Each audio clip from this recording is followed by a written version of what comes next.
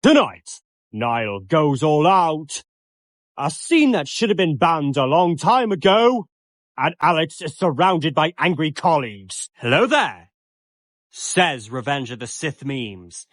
Anyways, it's your favorite mashup pal and Rosalina lover, Dogs Eating Dog 6. That's me. Remember the name well.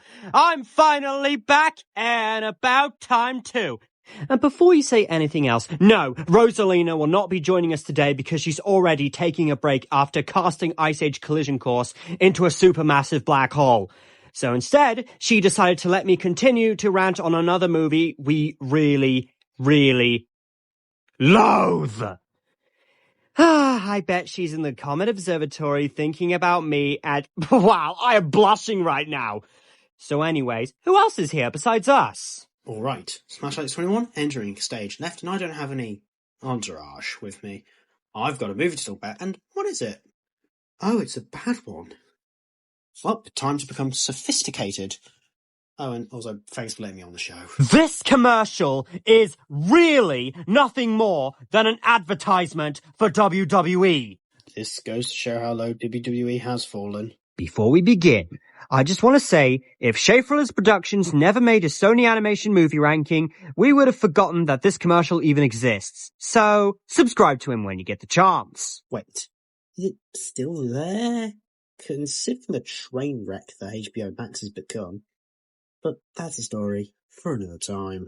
I'll use more British expressions, but no obscene language here, really.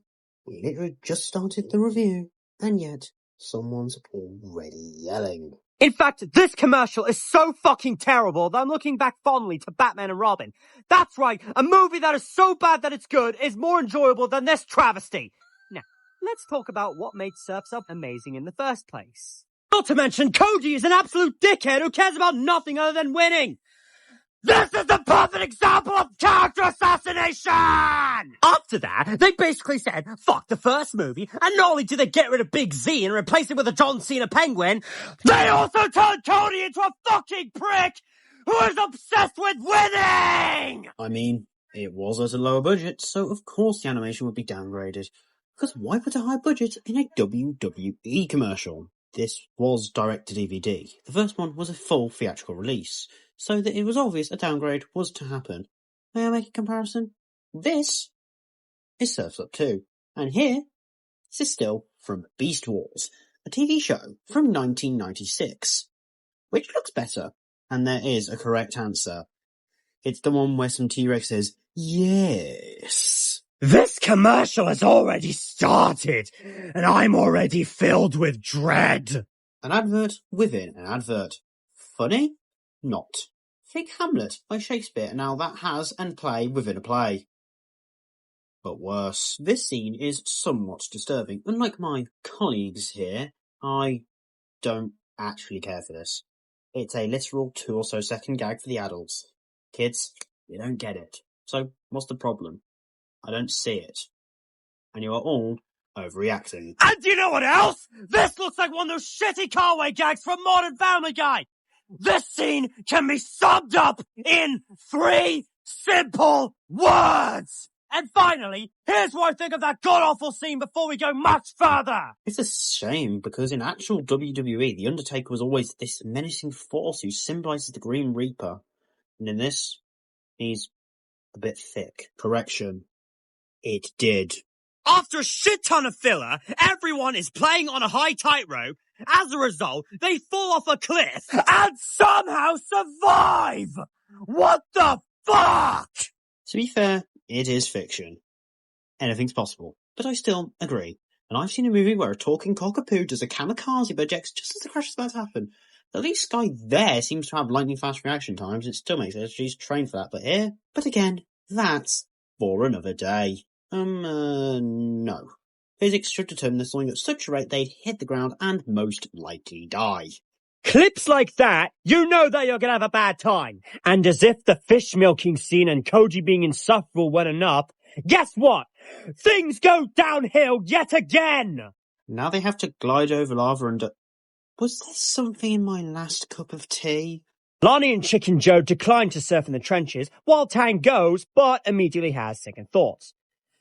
As a result, the Hang 5 pushed Tank away, almost killing him, even after they lectured Cody about working as a team. Fucking hypocrites! Because of poorly written comedy. Seriously, there's nothing funny about this scene, but is it really worth making a fuss over? Yes! Okay then. The things I do for this job. Sadly, we are not done just yet. We still have to talk about the characters, which, by the way, there are very few in this WWE advertisement. There are constant jokes about him liking death, which just drag on and on. We fucking get it! It exists as a gag, so the adults watching can have a laugh. Most kids' movies these days do have some adult humour, and the film is rated PG by the BBFC, the British Board of Film Classification for those who are not from Britain. So basically almost everyone here, and most viewers, for mild bad language, really? Violence? Well, it is WWE after all, and fret. Nothing on rude humour. Odd. Hunter, Triple H, and Paige are just pathetically bland and boring characters. I guess the same could be said about the rest of the Hang Five. All they have are positive traits because, God forbid, they make the wrestlers look bad in a WWE commercial. Money. That's why. Vince was footing the bill and they had to make it to their standards, which were obviously quite low. First off, they replaced Shia LaBeouf. Yes, it was him originally. Guess he was too expensive to bring back? Considering the first one came out in 2006 before Shia hit the big time with the 2.5-hour car advertisement that was Michael Bay's Transformers. Then again, that still has a plot, despite being an advertisement for the then upcoming new Chevrolet Camaro.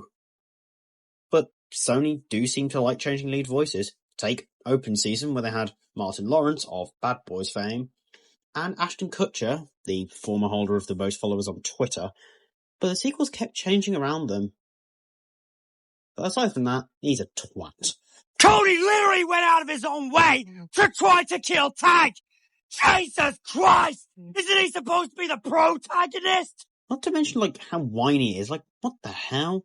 The main issue is something called flanderization. Cody basically fits everything he's learned from Big Zed in movie 1 to being a glory seeker whose only goal is to impress the WWE people to take Vince McMahon's place. Ironically, the fact that Vince McMahon is actually finally retired due to issues kind of shows the whole thing was maybe ahead of the time? Maybe? As atrocious as Jasper Bat Jr. was, at least he had some good music during his boss fight. And as atrocious as Robin was, at least he wasn't like his Teen Titans Go counterpart.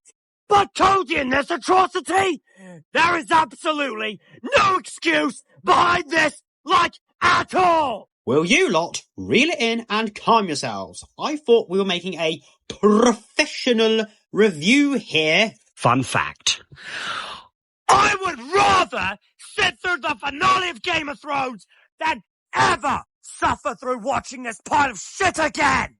Seriously, I bet the writers of that would say, well, at least we didn't fuck up that badly. This commercial is straight up awful. The jokes are unfunny, it takes away from the good source material from the first movie, and it's just overall a cinematic disaster.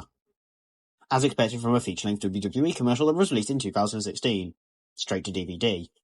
Just watch Scooby-Doo WrestleMania Mystery because that actually has a plot that works. All this makes you want the Attitude Era back. The good days of playing SmackDown Shut Your Mouth on the PlayStation 2 and The Rock against Stone Cold Steve Austin. They wouldn't have this. No offense, people, but was this truly the worst thing ever? I could see 100% for you guys, even though I do hate it. There are so many much worse films out there. Okay, basically makes the retcons everything from one and makes the protagonist a dick, and the WWE stuff exists. 0.25 out of 10. Before the main punishment, we will do something similar to episode 3 of the King Ollie Show, which will be a punishment day! Punishments? Really? You're on your own on that one. I can't stop you, so have fun. My work here is done. These are now my colleagues. Well... And the fact that Rosalina also hated the literal WWE commercial, which is why she told me to never watch it again. Anyways, I shall return back to the Comet Observatory and spend more time with my dear, sweet, beautiful Rosalina. Actually, one last thing. The next video on my channel will be the one you've been waiting for, Adventures End V2. So, hope you look forward to that one. Remember, where there's smoke, they pinch back. Ciao! If you hear the dial on channel 3, you get my views on the Paw Patrol movie, which was good.